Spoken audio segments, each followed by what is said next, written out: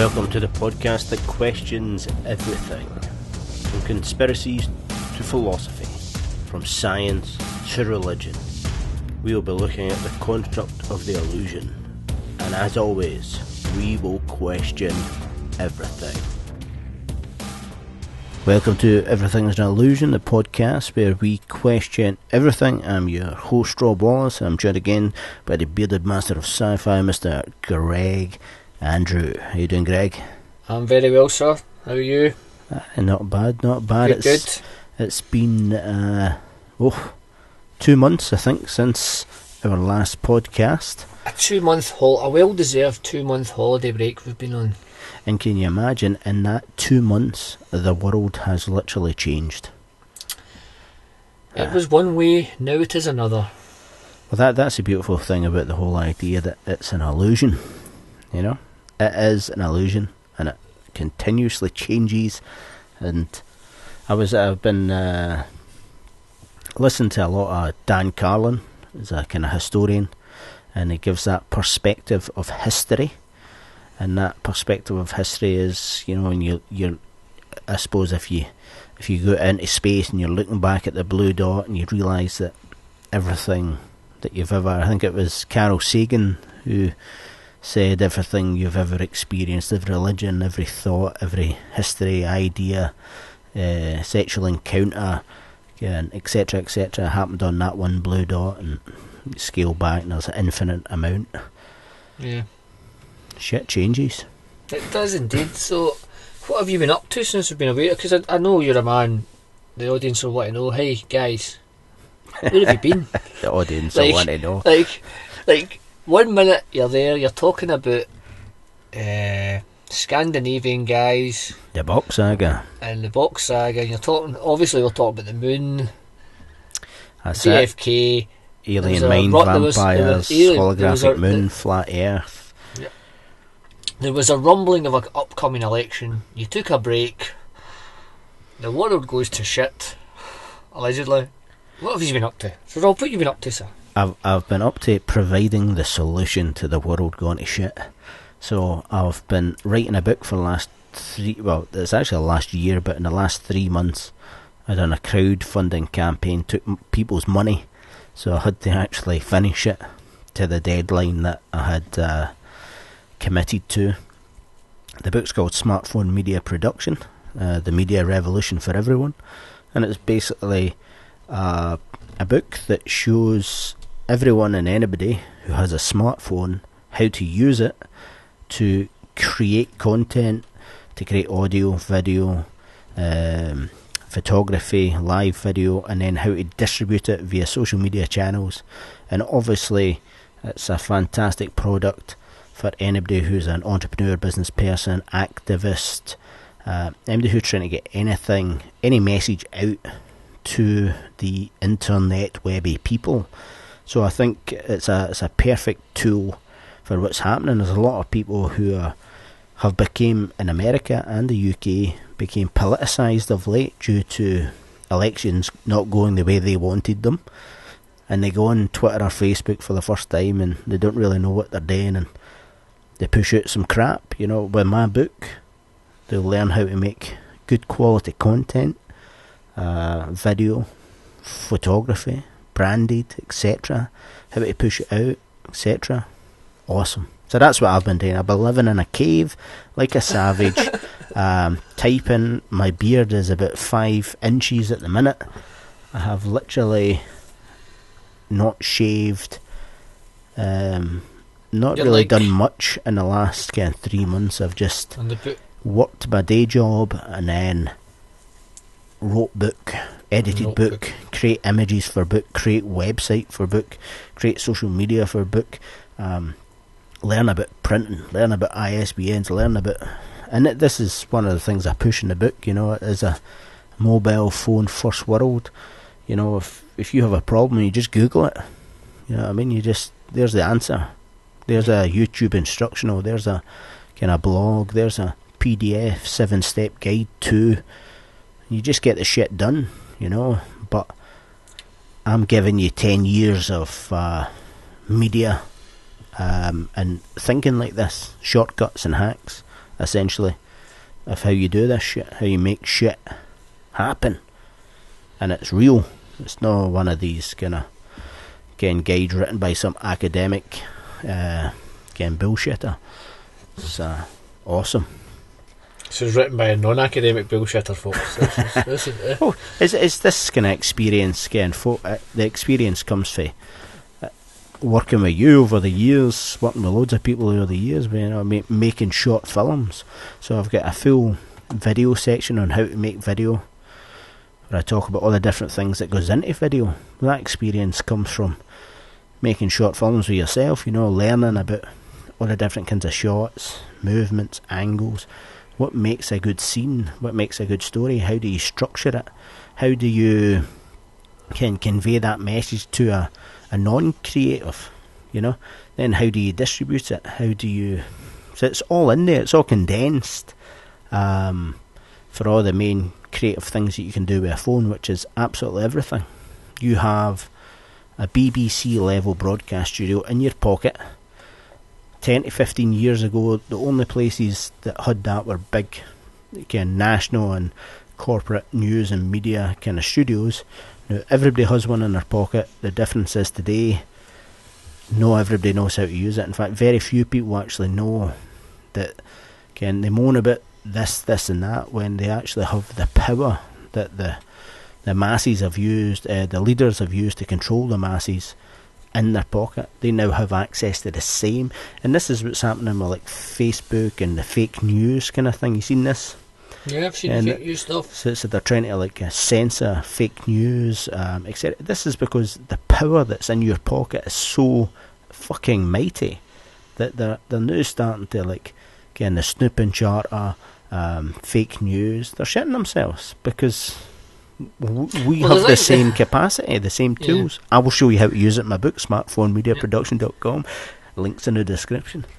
Yeah. Sorry, man. We'll go back to the fake news thing. So that's quite interesting. It's just come up lately. So you've emerged from the cave, was it St. Paul after writing Revelations, or St. Peter, one of the saints, with a big long beard, with this book in hand, and a new revelation for the smartphone generation, just in time for Christmas. Some man. Just in time for Christmas. I like that. It's only £10, includes postage and packaging at UK. No other books come close to this bad boy. I'm quite looking forward to mine. I've got my copy. That's it. You've done the crowdfunding. Pre-ordered. Yep. I'm pre-ordered, so that's much appreciated. Thank you very much. There's quite a few people. Oh, don't worry about that. Quite a few people pre-ordered it and had faith and seen the vision. So I think folk like yourself, Greg, ahead of the curve. Yeah. You see how I've always been ahead of the curve, to be honest. That's one of my major traits. There's a very a very popular social media guy called Gary Vaynerchuk, or Gary V. One of the quotes that I stole for him, it's in the book, and I gave him credit, but it's he's talking about the future. Somebody says, what do you see in the future? And he says, it's 2018, it's a phone first world, i.e. if you're still moving into 2018 thinking it's all about email and thinking it's about fucking sitting on a desktop, then you're fucked in the marketing sphere. You've got to realise that again 80%, 90% of your traffic will come from mobile. You've got to realise that again the folk who are your customers are using mobiles, and the world they swim in, you need to swim in it, and this is what I'm going to show people. Cool. There we go, quality. So that's all for this week's Everything's in the podcast. No, it's just nothing else has happened. It's a sales broadcast. but surely, if you're listening to this podcast, and you're into thinking, you're into religion, philosophy, politics, alternative media, all the kind of things that we cover, having the power to create your own media, having your power to, or having some of the knowledge to learn how these things are created, that can only empower you to start seeing the video content that comes in front of you and being able to deconstruct it. It gives you the knowledge to be able to break down how videos are made, how photography is made, and what they're actually trying to do. When you can look at that from that set of eyes from taking a step back and saying, alright, that is 100% trying to sell me pink underwear, and I understand how they're doing it. They've got that manipulation and that manipulation. Look at the camera angles, look at the edits, listen to the music. You're not selling that to me. Yeah. Also, there'll be a few people here listening to this podcast who love paint, and they're actually looking for Everything's an Emulsion podcast, which is a paint podcast. So if you go to www.everythingsanemulsion.com, see if there is not an Everything's an Emulsion .com website. I'm going to make one. You better get on that fucking URL and get it done. Get a Wix website sorted out, and that's it. So that's another thing I've actually been doing in this time. I've been speeding up the website. So I've made the website everythingsillusion.com a lot faster, because that's obviously a big bugbear of myself and yourself and anybody else who uses the internet. A site should be faster. The site's a lot faster now. It's about 200% faster, and again, hopefully we're back on track to releasing a good podcast every other day, month, week, year. We'll try and go for every week. With that, no, every day. I've got stuff to watch in the telly for, you know. every fortnight. Every fortnight would be good. Oh, there's something actually. Just jump onto that. You just said it right there. It was a few weeks ago. You said to me, check out Westworld. Now, yes. Obviously I've been writing a book, and as I just described to the good people and to yourself, I've basically done nothing but write a book, finish work, write a book, and the family kind of obligations that I have. But I watched the trailer on Westworld, and being a savage that I am, I was like, hey, this looks right up my street. Grabbed you. So I've actually watched up to episode 8, which is current. That's you caught right up, buddy. Right up. All on the toilet. On my phone. Dude, that's fucking 8 hours in the toilet. That cannot be good for your colon. So since maybe in the last 2.5, maybe 3 weeks, I have watched, every time I go to the toilet, I watch Westworld. I hope you're watching it in chunks, like 10-minute chunks, because if you're sitting for a full episode, then that cannot be good for your health. I'm not watching a full episode on the toilet. That would be. But I've watched all of it on the toilet. So that's basically the only free time I have. Do we want to talk about Westworld? It's pretty good. It's fucking awesome. It's the best programme in the telly. Fuck Walking Dead. Westworld is a shit. Well, Walking Dead is shite, so... That is true. It's getting a bit boring. Negan's been quite good, but I know we usually leave our kind of popular culture references to the end of the podcast, but Westworld is the shiz. So I like this idea of artificial intelligence. Yeah. I like the idea that's kind of been broached in the kind of 6, 7, 8 episodes of autonomous intelligence, when artificial intelligence, which is clever, becomes self-aware and becomes autonomous, i.e.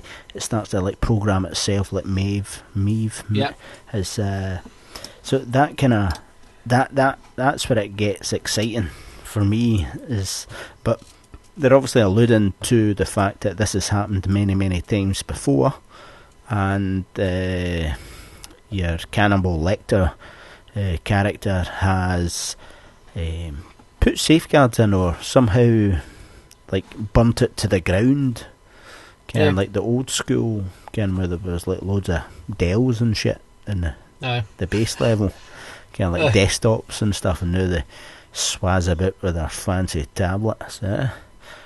So something's happened in the past where they've burnt that shit to the ground when the AIs...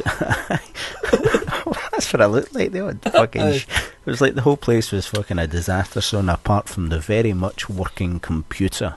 It's like, if you're going to abandon a place, surely you take hard drives out of a computer. That's fucking business 101, come on.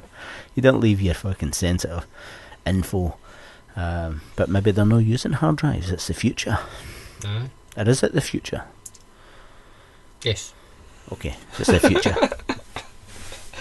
I think it's pretty good, and they've got the different timelines with different sorts of robots kicking about.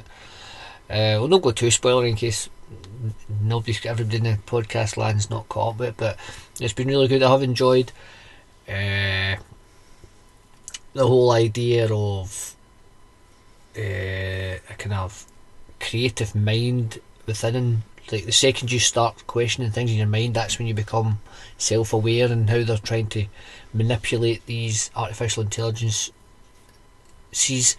into not like combating that, if you know what I mean. So they're like they can't completely wipe their memory because some data still exists. So they've combated that by making them dreams.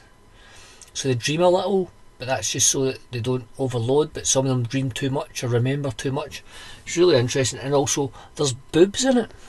There is lots of boobs in it, and very fine boobs. But even the boobs are they're only sexy boobs, if you know what I mean. Just what? No, You're a fucking so, weirdo. So no, so like when they talk to the AIs, they have them naked because they don't want to humanise them, which is like what they did in the Holocaust. Like they would strip people in the camps down and shave their heads, and you dehumanise something. And these are the most lifelike robots ever. So what they do is, like, remember we slashed that guy's face, and they always take. So when they're kind of naked, they're in a kind of desexualised state, if you know what I mean. Aye.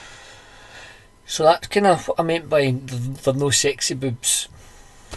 There was If that makes sense. So there is a kind of thing working with it that the nudity in the piece is actually because it's a dehumanisation of these artificial intelligences, which I thought was quite a good idea. no, definitely. So no sexy boobs, but boobs nonetheless. I think there's there's a lot of good things happening with kind of Westworld. A lot of good questions getting asked about, what is, as you say, what is consciousness? What is, where does the lines buffer between? Yep. We're in episode 8, so there's 2 to go, but maybe off here me and you can discuss the intricacies of Westworld, but the finer details. I've got some theories, but I don't want to talk too much about Westworld.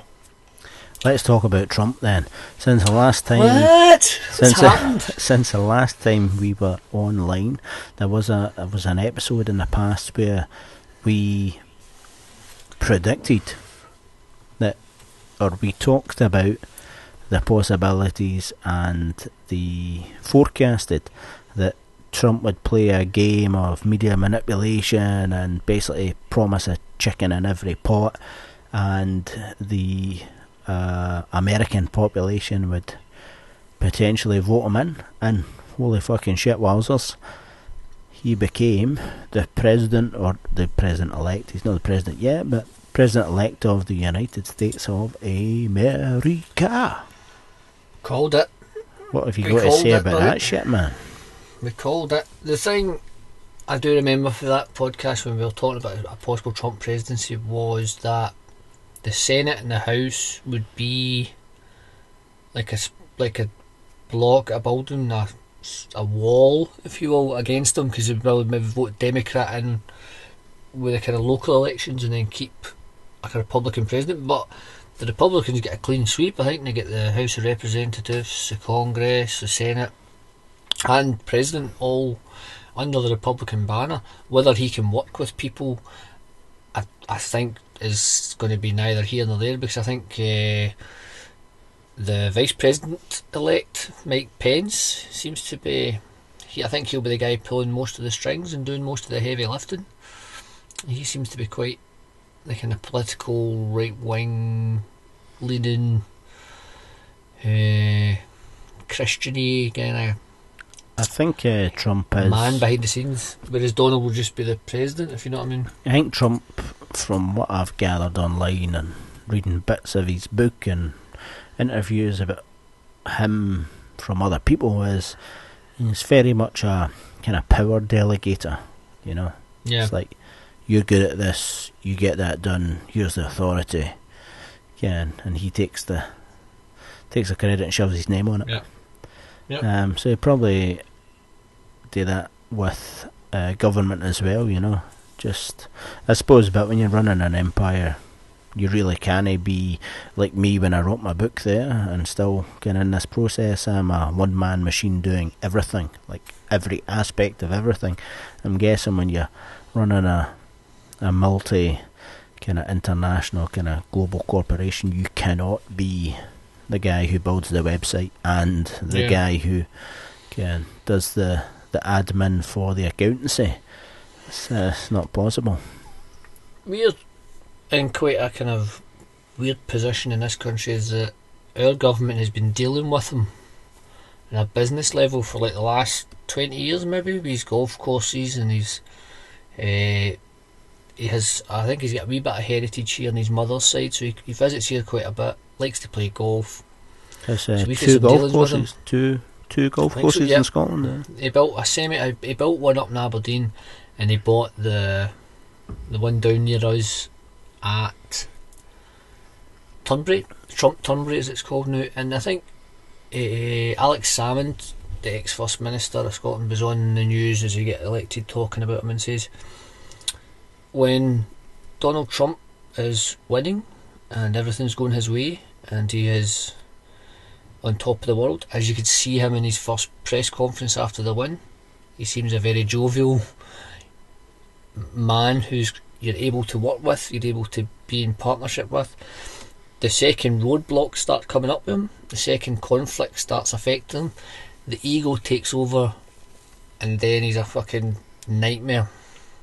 And I think if there's one thing that politics is a fucking series of roadblocks and other people's opinions and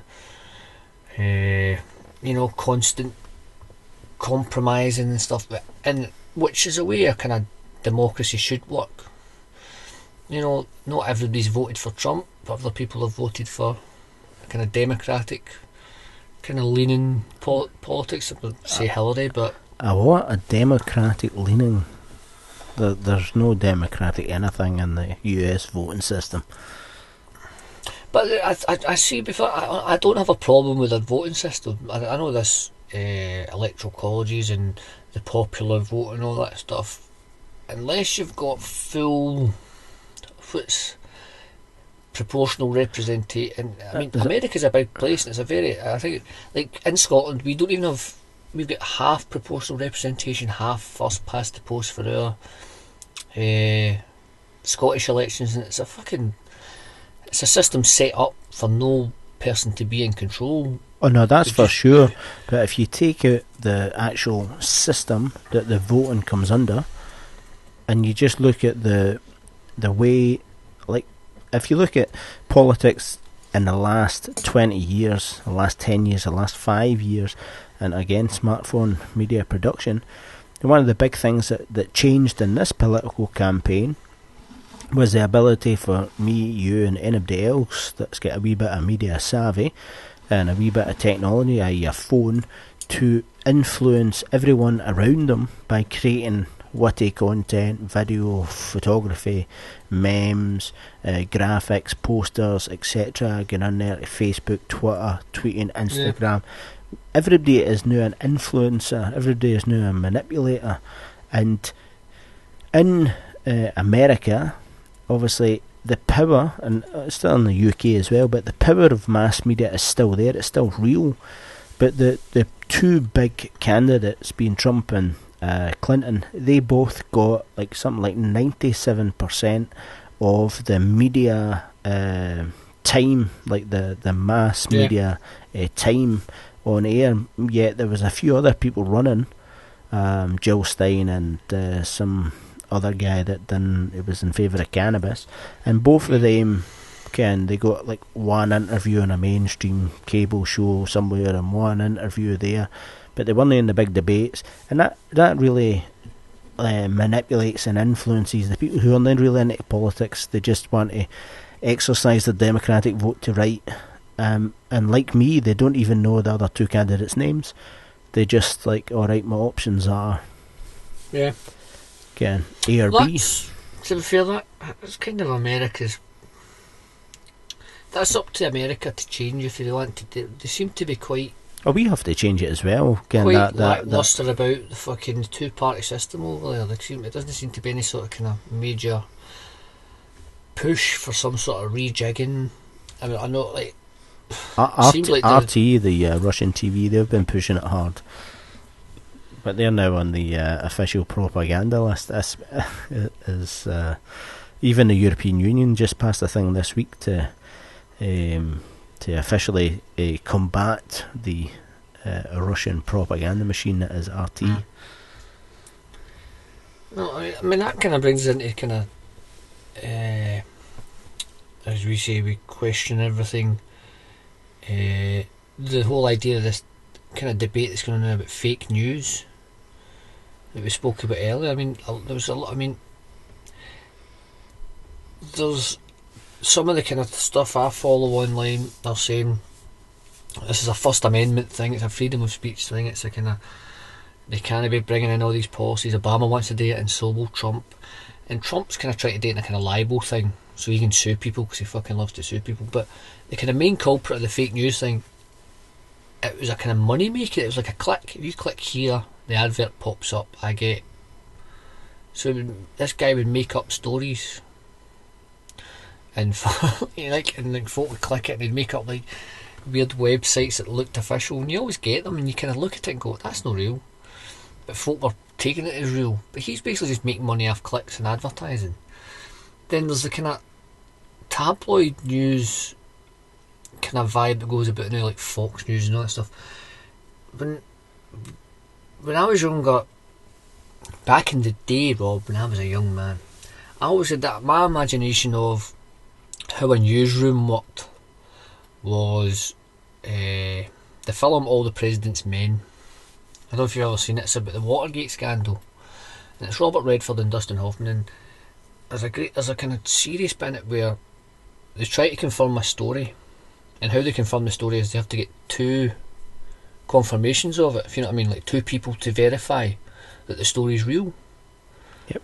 And when you read a newspaper now, it's like the Sun says, oh, Brad Pitt and Angelina Jolie have broken up, an insider says, like, so at what point did it become you need to get two collaborative independent people to come forward, independent ones to actually give up information to, just because let's be honest, the tabloids make shit up, and see that an insider says, that could be the guy in the desk across from you saying, can you phone me and tell me that Brad Pitt doesn't even need to phone him, man. Just, you know what I mean? We need content that's going to catch. Clickbait. Yeah. So I mean, there's obviously something completely wrong. Print media is on its arse. Obviously, they're finding it very hard to integrate with online content, and the people who are ahead of the game with online content, a lot of them are your kind of alt news people who are kind of, I wouldn't say anti kind of journalism, but the journalism that they are kind of preaching is very much of, has it been rightly sourced? Is it just another some 2 or 3 clickbaits away to changing a story? Of course it is. It's like that. It's that website Snoops, which is a good website, which you can go on and go, did this happen? And they kind of trace it back to the original story. But there's a stage now where 2 or 3 clickbaits, joke websites, 3 or 4 retweets, couple of memes, somebody takes that story, makes it their own, goes on their alt news website, all of a sudden Fox News are retweeting it, or Fox News are using that as a source. So there is this idea that Obama or Fox News created the fake alt news report in the first place, so they could then later can use it as a valid source if they're questioned, so that they can use that. You know, that's not far-fetched to think that shit happens. No, I wouldn't have thought so. Or you know, and there's this kind of disconnect where. But it's a good disconnect because there's a. But I totally understand what you're saying. A good disconnect, like, but Nexus. people should be trying to find out their own kind of sources. But if the alt news or these kind of, I say conspiracy websites, but the kind of alt news stuff that we read and that we try to investigate, are they just Of course. as bad as Fox News? But just of course, right. Bullshit's bullshit. There's a magazine that I've been reading for years and years and years, and I highly recommend it to everybody. It's called Nexus magazine. There's a lot of fucking weird and wacky conspiracy kind of stuff, alt science, alt politics, alternative news. But the editorial for many years in Nexus magazine with this thing about this, I'll post it up on the website. It was basically a journalist. He won a journalistic prize. He won all this, and in his speech, he said a lot of things, but he said everybody in this room is full of shit, because if you really wanted to write what you actually thought about the piece, you'd be sacked. Everybody in here is no more than an intellectual prostitute. We sell our intellect to the highest bidder, and that's what a journalist is. You know, your boss tells you, write that. Ken, this is the theme of this paper is this. The reading age of this paper is this. And you, Ken, just like an artist that's been asked to draw in Picasso's style, you're employed by Disney now. You draw like this, or you're a filmmaker. We want this style. Ken, you're a beer maker, and in your house you make the most fantastic craft beer, but then you go and you work for the big company and you make exactly their fucking formula for their generic shite, Ken, because that's what you're employed to. And it's the exact same with journalism. Obviously, with the power of technology, communication, and everybody having the ability, having a smartphone and etc., and the ability to communicate, then obviously the mass majority of alternative made shite is shite, because obviously there is a lot of skill, knowledge, experience, tried and tested education that goes into being a journalist, and as you say, authenticating your sources, getting to the nitty gritty of things, distilling what it is that's actually happening, and seeing the big picture and pushing it out there in a particular way. But at the same time, there is a lot of alternative political stuff that just, both on the left and the right, they screen grab the shit out of something, crop out the fucking thing that they don't want, shove a big text title across it, shove some clickbait title below it, and pump it out, and before you know it, it's got 50 retweets and 50 shares, and people are saying, this is fucking happening with da-da, and you're like, wow, that's a picture of an Indian guy in a fucking Chinese restaurant from 2005. What's that got to do with Islamic State choking off people's heads in Afghanistan? It's like, that's, sure, but that's the power of media.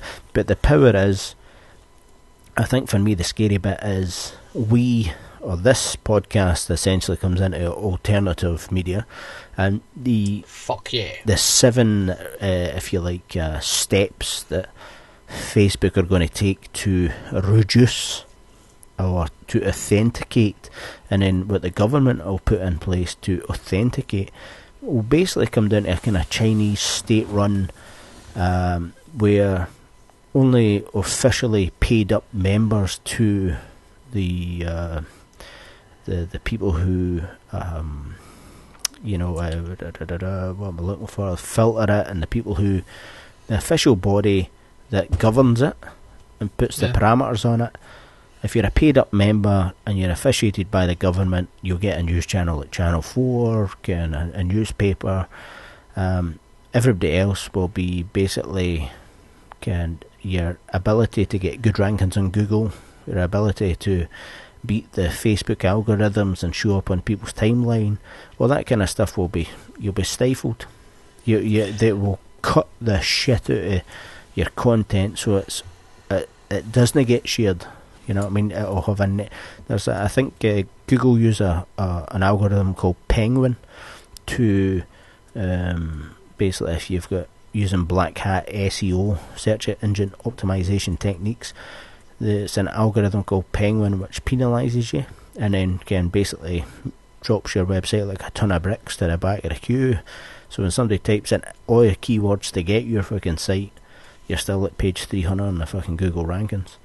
And they could quite easily do that with any site that they want, or the same way, Facebook, you put up great content and it fits that fucking criteria automatically and they just dump it back to the end of the world and nobody sees it. To play devil's advocate for a second there, Rob, we have come so far in the last 10 years, everybody's jumped onto Facebook, everybody's jumped onto Twitter. These are privately run companies. You know what I mean? So technically, if Facebook want to filter out shit, they can filter out shit. If Facebook want to change the colour of the thing to purple, red, green or blue, it's up to Facebook. It's up to big Mark Zuckerberg. Of course it's up to them, but... so we've already fell into that trap, if you know what I mean. But the problem is that the government doing stuff, but the thing is... That's a problem. But the big corporations like Facebook and Google, etc., the problem is if they start doing that, then somebody will create a platform which doesn't do that. And it's like MySpace was like the fucking shit. It disappeared. Bebo was the shit. It disappeared. As soon as you start putting that kind of crap on people will just say, you know what, there's an alternative.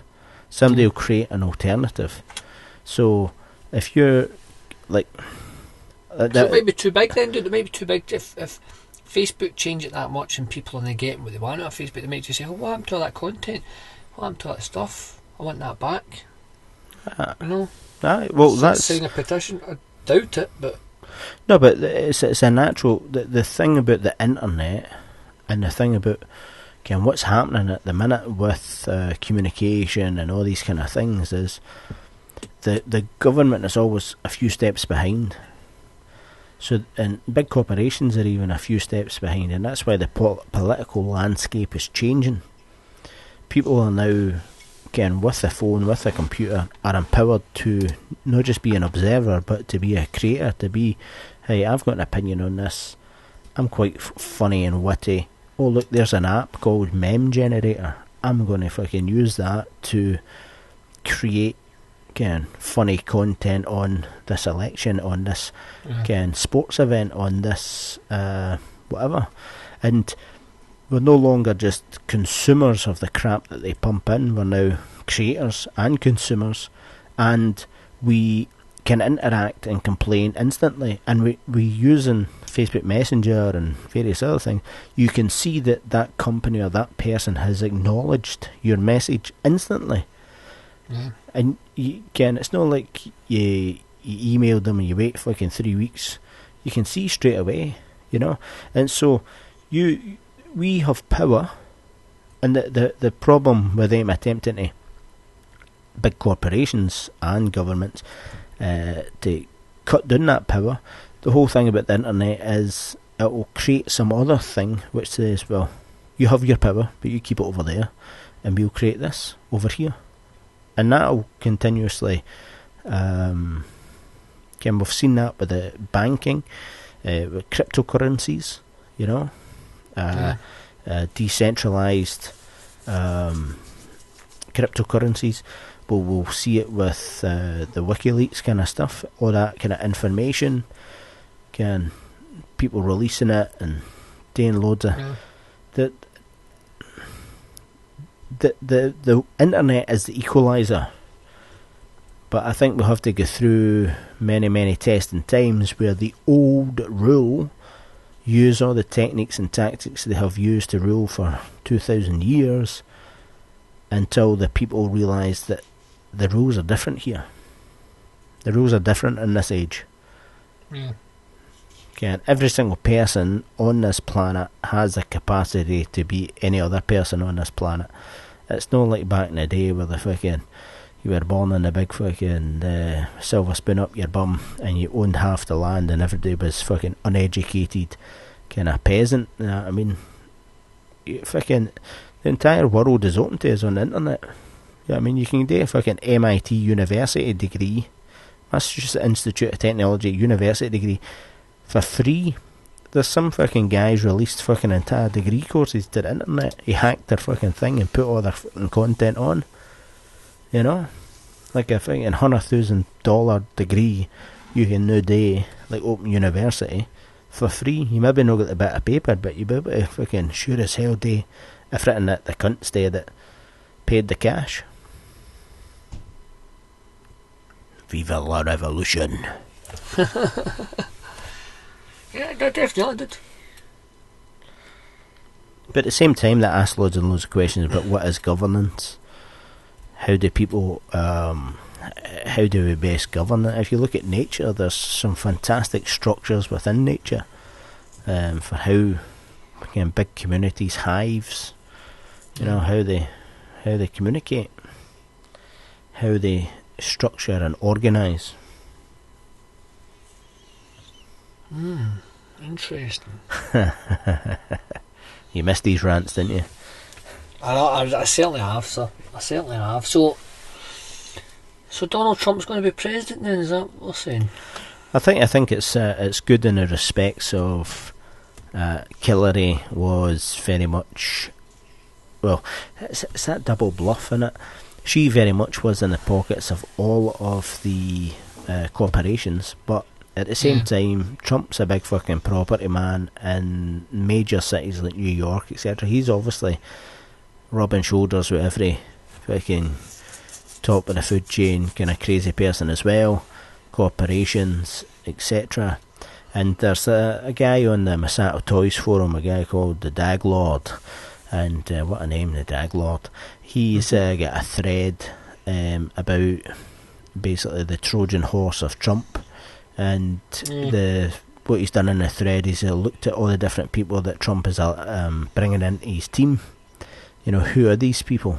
Rudy Giuliani and all the different, and he goes through them all and shows how basically the people who have been in politics for 20 years, and there's nothing new. He's already breaking all his policies. Nothing revolutionary about him.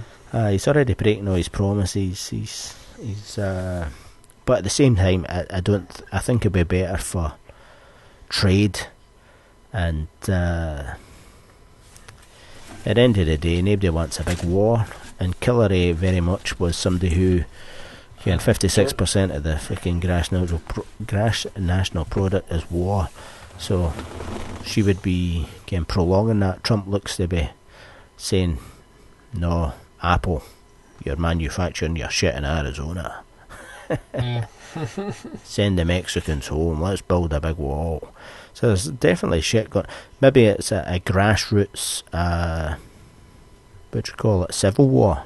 Their empire is falling. There's I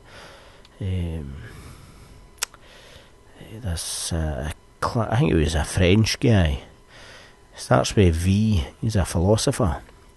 He talked about I think it was the 5 stages of empire. His name will come to me, but what do you call it?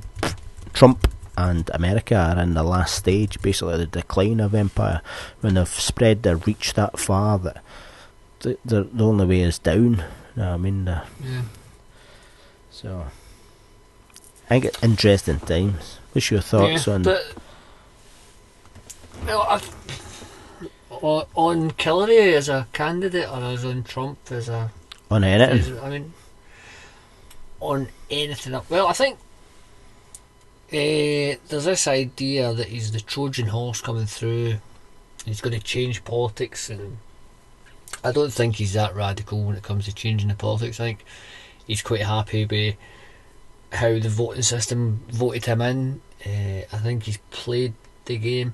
I think the backlash from the left has been, I don't want to say a bit petty, but we've had a kind of bash at the millennial generation a few times, because it's easy and it's funny. But I'll imagine a generation at the moment who,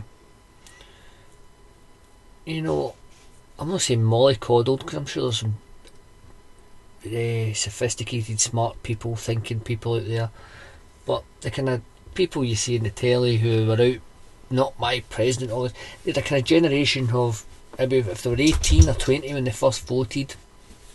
So for the last 8 years it's been Barack Obama, so they've had 2 terms of Democratic president, who in my opinion has been pretty good as a president. I don't have, maybe less drone killings, Barack maybe would have been nice, maybe shut Guantanamo like you said you would, but you know, a kind of sophisticated smart man, and then all of a sudden they're told no, somebody else gets to have a go, and they all just spat the dummy and then went out in the streets and all.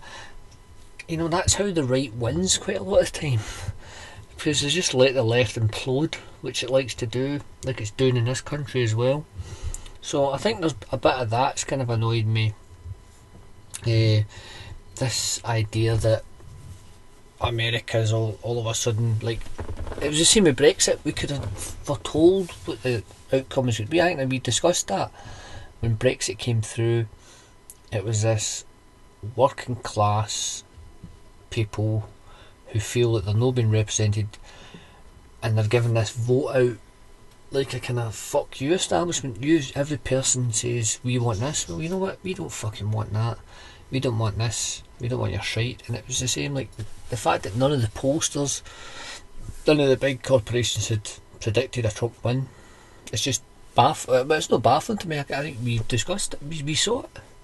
So from now on, if you want your political savviness, come to us. That's all I'm saying. I think that's a long way of getting that. But you know, I mean, it's interesting. I don't think there's going to be. Is there going to be much change? Is that the kind of overriding nihilistic fucking view of the world that I've got at the moment? Like, it looks like there's been some major shift in political thinking throughout the Western world, but in reality, is it just even a bigger smokescreen for same old shite, different day?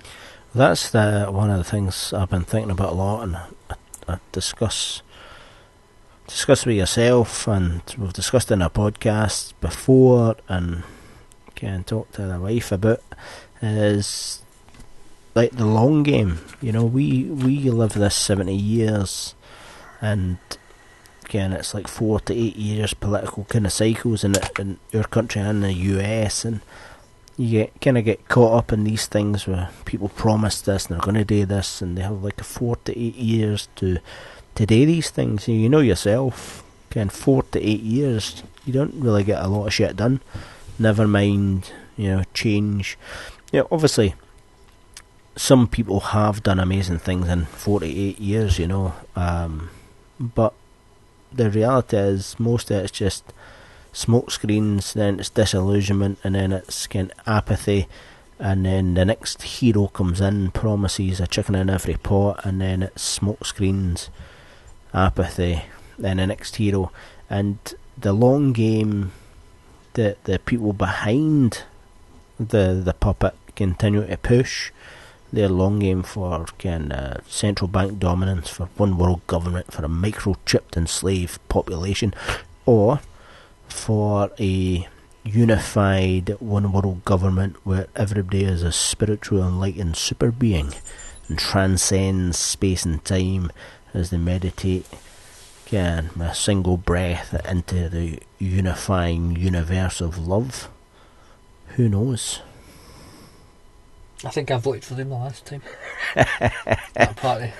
Okay, I think they got my vote. But that's the kind of. And you see, there's a kind of short-term view. Like this, like stuff Brexit, things that have occurred with Brexit is, like the pound crashed on its arse. But I mean, how much has that actually affected? And that goes back to the pound's crashed, so that's going to affect the markets. So that, maybe the pound crashing and the markets being affected is a fucking good thing. So fuck the markets, folk.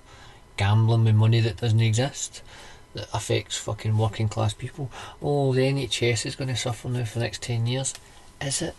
Because you fuckers will only divert money from fucking wars and fucking renovating fucking palaces that don't really need fucking done up. Have you seen that Frankie Boyle sketch where it's just a short one where it's like folk blaming the Polish workers, and he's like, Aye. It was the fucking banks. It was the banks. It's like they fucking showed you. It was the fucking banks. And I'm like, oh no, it was the Polish guy. No, it was them. It was the fucking banks. It was the fucking banks that stole your money, that gambled your money, that fucked your economy, and yet you're fucking blaming your next door neighbour. And that's the classic ploy that they use, and that's the perfect thing that Trump used. He said, okay, there is a problem and people are looking for a definitive solution, they're looking for a definitive answer, and I will present that answer. The answer is no more Muslims and a big fucking wall. And he presented a definitive black and white answer. He seen what was happening. He didn't offer wishy-washy, and now he's obviously gone back in it because he just wanted to get in, and he played the game. Because it was like a fucking game of Apprentice, and he was the fucking main apprentice, you know what I mean? He fucking ran that show. He was the guy that fired folk. Yeah. He played it, to be fair, he played the game to it. I mean, when you see like some of the stuff, like say, his supporters are like, well, the people who are anti-Trump's like, he's a racist for what he said about Mexicans, and then his supporters are like, well, technically it was about illegal immigrants he was talking about, it wasn't just normal immigrants. So you it's like he wins that argument in both sides, because he's technically being racist, but he's technically not being racist. He's like, I mean, if you actually think about just some of the crazy shit that came out and he still get voted in, you're like, for fuck's sake, that's mental. Like, I think the apathy is just so much there just to kind of, and she did represent this very fixed ideal of the political establishment, which to me I find quite ironic, given the fact that Bill Clinton was seen as almost anti-establishment when he got voted in. He was like the wild card Democrat, and then in the space of 20 years he's now the establishment. It's like in Batman when he says, what is it, you either die the hero or become the thing. You live long enough to become the villain. Yeah. I couldn't listen to any of her stuff. Like, she actually gave me more kind of like your gut feeling, that kind of way when you listen to somebody and you're like, nah, everything that person says is false, or there's something there that, again, that sort of sixth sense, or that, or whatever you want to call it. But aye, she didn't resonate with me at all. But I think something that's became very clear is politicians up until recently have played the game of being a good politician, i.e. you promise everything, kind of chicken in every pot, you do the whole, can use the intellect to the highest denominator, you out debate, you out sharp, you learn all the facts, you're clever, but at the same time you're continuously false, making every day you're a yes person, smiling and doing the full bullshit media. I'm the fucking, I'm your friend, I'm the everything's fake. And whereas he went the opposite route and said, I'm a media business guy, and this is no longer, politics is no longer kind of like a closed community where the people with the intellect and the learning can debate stuff, and the fucking peasants are on the outside. The peasants are now on the inside, and everything's broadcast to them. This is a TV generation. Treat them like a TV generation. Give them sound bites. Give them fucking memes. Give them tweets. Give them short nuggets of promise and delight. And that's what he done. He played a media game. And that's why I think it'd be quite funny if somebody like The Rock or somebody, a Schwarzenegger, actually went for president, because they'd probably get in, because it's now such a personality-driven kind of media, and it's not about politics. Yeah. Whereas I don't like Hillary's politics, but it's no any other kind of politics. Like, it'd be amazing to see what actually happens at kind of grassroots politics levels in America. Mm-hmm. Because, like, what we see is so far away. Yeah. Yeah. No, it's we had the kind of grassroots revolution in Scotland that sadly has kind of died a bit in the arse, to be honest. But again, that was a lot of that was powered through kind of social media. Yeah, no, definitely. And it's you had like again, you had like the rise of Rise here, but then they kind of fell away during the last election, and the SNP seemed to be quite content to be the opposition down south, where up here they are quite content to blame a lot of stuff and not being independent. You know what I mean? They could, for me, they could work harder in a lot of areas. I think they're comfortable now. Yeah, oh, they're very They're comfortable. They're in power. They have power. The status quo is. They're still the underdog in the status quo. No, but they are. You know what I mean? But they are the status quo. You know, they have the power, and I think it's that classic, the 3 stages of communism. First, you break the system. Second, you appoint a leader to rebuild the system. And the third level of communism, the bit that hardly ever gets achieved, is that person releases the power and gives it back, and it's controlled via smaller councils, if you like. Yeah. But it generally doesn't get to part 3, because part 2, the human being comfortable at the top, always thinks, another term, I'm not quite done. Because the people who rise to that position they usually have quite narcissistic kind of tendencies, so they believe that to get there they have that thing in them that they believe that they can rule, that they can do a great job, that they are the person that's needed to do the job. So gain it back for other people to then fuck up what they've made, it hardly ever happens. And I think that you can see that with the SNP, they're in power. They're the top dogs. It's quite hard for the system to challenge itself, to reevaluate itself. It's almost like that Undercover Boss. You seen that shitty programme?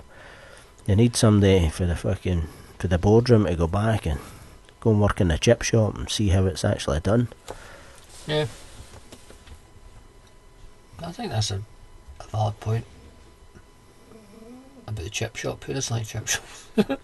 There was one in the chip shop. It was John Prescott. That's the guy's name. He was a steel worker, gold worker, Labour guy.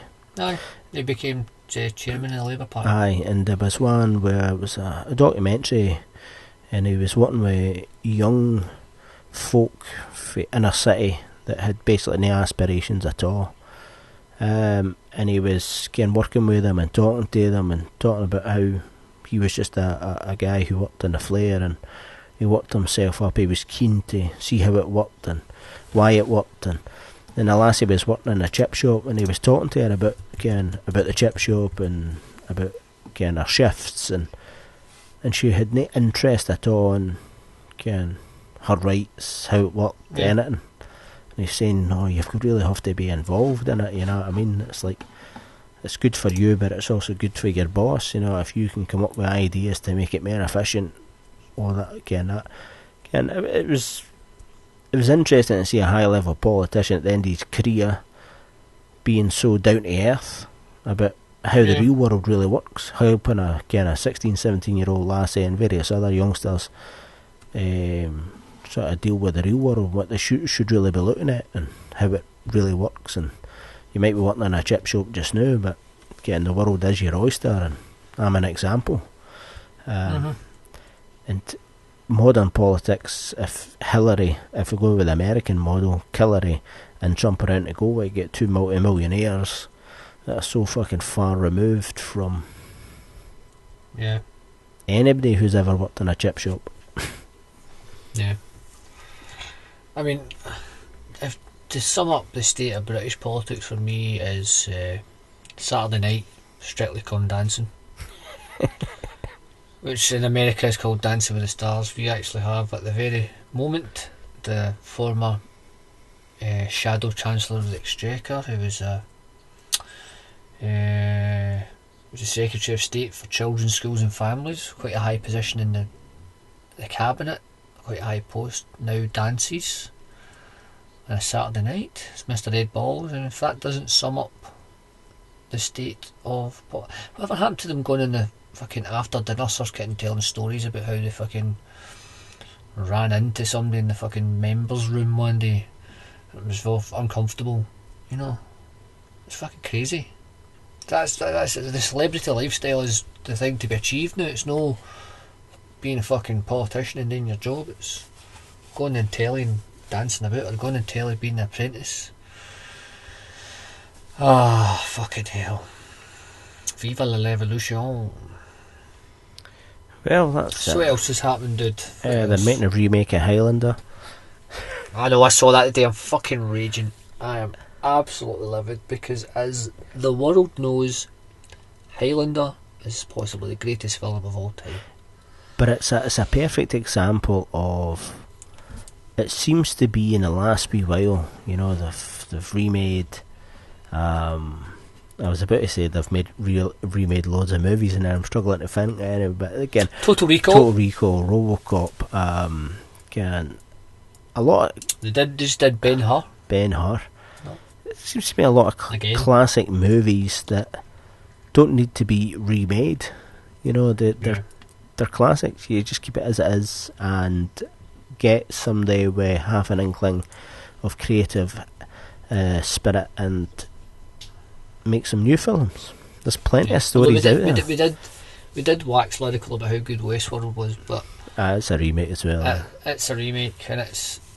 I remember somebody saying, "Oh, Westworld, it's just like Jurassic Park," not knowing that there was a film before Jurassic Park, Westworld, directed by Michael Crichton, written by Michael Crichton. You know what I mean? So it is based on that. People, Michael Crichton's got a fucking one-trick pony. Fucking theme parks that go bad. But there you go. There was Jurassic World, was a kind of sequel, kind of remake thing going on.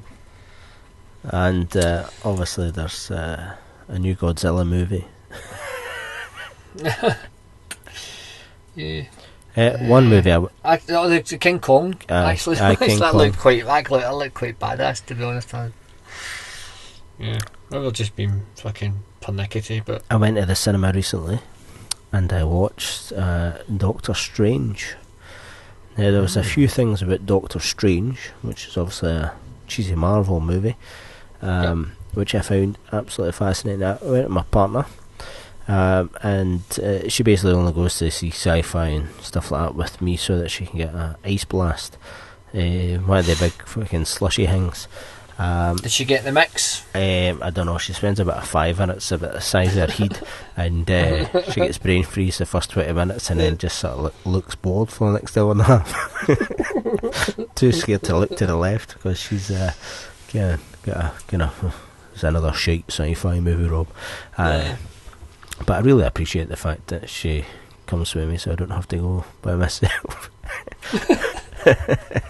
But Doctor Strange was, I think it had some really good concepts about out-of-body experiences, other dimensions, other realities, multiverses, time manipulation. We are all one continuous bit of energy, and some of the animations and CGI of him moving in through the kind of multiverse and all that kind of stuff was fucking amazing. It was like being on like seriously strong hallucinogens. So whoever made that obviously done the research.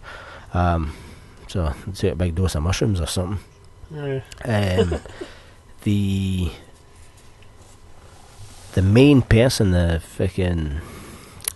main person, but the person who teaches Strange, originally they were a Tibetan monk, but Marvel changed it to a female, from male to female, and a Celtic woman as opposed to a Tibetan monk, because these Marvel movies are actually, the biggest audience is now China. Yeah. And have a Tibetan monk who is all wise and can, like, the kind of, if you like, The Chinese would be like that. I don't know what Tibet is. I don't know what that is. I don't recognise it. basically this film is not getting screened in China. Yeah. So they changed the key characters, ethnicity, sex, etc. for the Chinese market, which I found was really fascinating, that the Chinese market now has such strength in the cinema kind of world, that the big American players are now systematically changing shit up so that they're plays better there. It was like the big Warcraft. That was the one. It was huge in China, huge, but shite in America. Yeah, but they'll probably make a sequel because it's going to play well. I actually liked that movie. I thought it was pretty. Obviously, it was cheesy as fuck, but I like all that kind of like crazy fantasy sci-fi shit that's just over the top, and I thought it was pretty good. That Warcraft, they were like fucking stealing people's soul energy en masse to like open portals into other dimensions so that they could pass through and then basically drain that planet. I thought that was pretty fucking cool. That's like good quality kind of sci-fi that's got more than a wee bit to think about. Whereas a lot of stuff we get hit with most of it, and that's maybe why the Chinese market, it seems to be a wee bit deeper, a wee bit cleverer. Yeah. And then the last thing was just the Chinese stuff, and that was me. I thought the movie was pretty good. I never got a big ice blast. No, I just sneaked in my fucking Rebels and then played the Revel game. Yeah, I played the Revel game.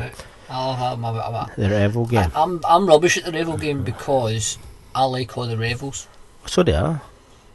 So I know some people, like, if you're allergic to peanuts, it's a very interesting game. Oh no. Or if you don't like coffee.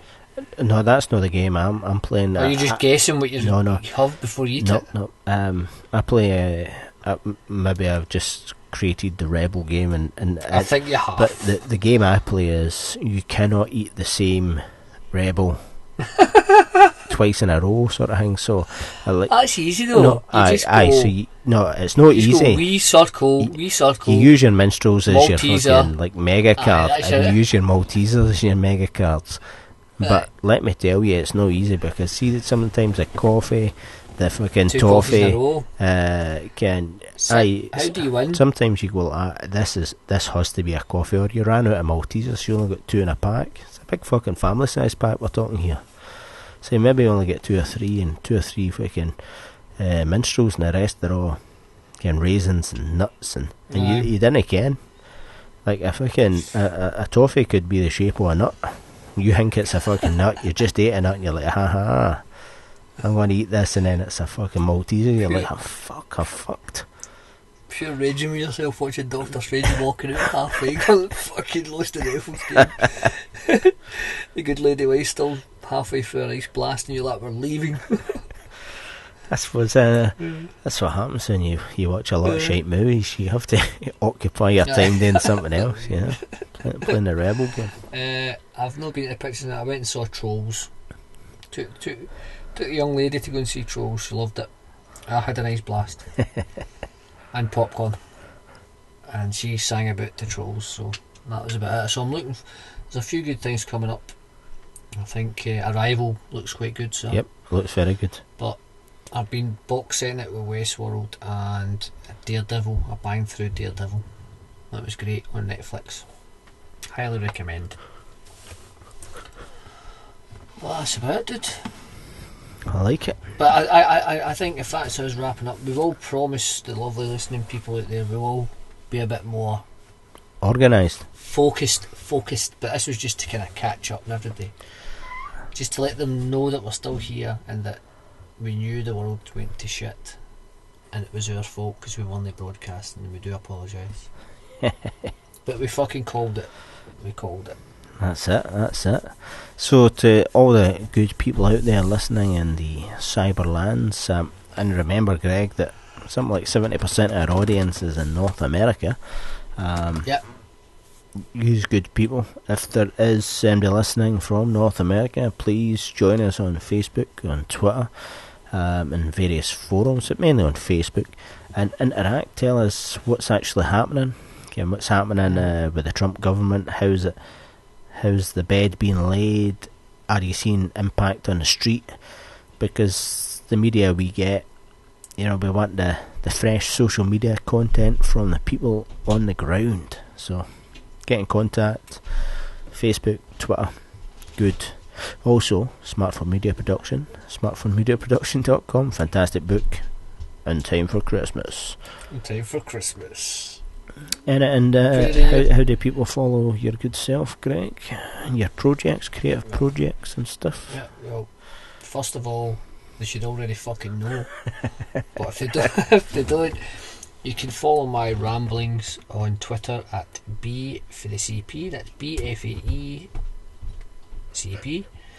No, it's a THE. I don't fucking know. I'm on Twitter. B for the CP. I usually tweet memes of rabbits. Look forward to that, people. Look forward to that. Yeah. 2 big ears and a cat. Quality. That didn't make any sense at all. No. I just I apologise. I thought and it's that quality of content you'll be getting on my Twitter. So follow. I'll just wait till I get my last tweet was I retweet a lot of push, but my last tweet was that's alright. I was being a bit poncy because I directed a play. Oh, you directed a play, did you? I was directing. That's how I was aware of the dreams. It was weird directing a play. Oh, I was actually asking some of the unions from Scotland to retweet change.org petition for workers' rights in my place of employment. So hilarious fucking stuff there. But the last thing I did was a guy holding a fish. There you go. And you can see more of that great content at B for the CP. So it wasn't a rabbit. It was a guy holding a fish. Fish memes. Fish memes. So check Greg out, follow him, retweet him, and have a laugh. And check out. Oh, by the way, all the links, etc., social media, Greg's Twitter, our Twitter, etc., will all be on the page or in the notes if you're listening via what's that fucking Apple thing called again? iTunes or Stitcher Radio or whoever. It's and review and give us a wee review. See how great we are. Reviews are good. Tell us where he goes. Topic suggestions are good. All that kind of stuff. Yeah. It's good. And money, hard cash, just I don't know how you just send click that. on the Google adverts. That's how you send us it. Yeah. Yeah. Right. Nice one. Choose your bye. Right, catch you later, folks. Bye. Everything is an Illusion podcast is brought to you by Smartphone Media Production, the book. Use the power of your smartphone to create media for your business, project or group. Smartphone Media Production will show you how to plan, capture, edit, distribute and track your visions, all from your phone. The book includes cheat guides, best apps, worked examples and more. Get it at smartphonemediaproduction.com. And The Energetic Mind. Inspirational, thought-provoking images on t-shirts, canvases and more at theenergeticmind.com. Thank you, and remember, always question everything.